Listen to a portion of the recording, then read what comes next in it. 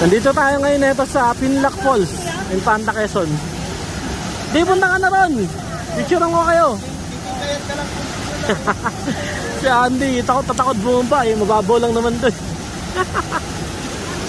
Ganda dito. First time ko makapunta dito eh. Yan, ito yung sa baba. Yun. Ayan yung mga cottage na nandito.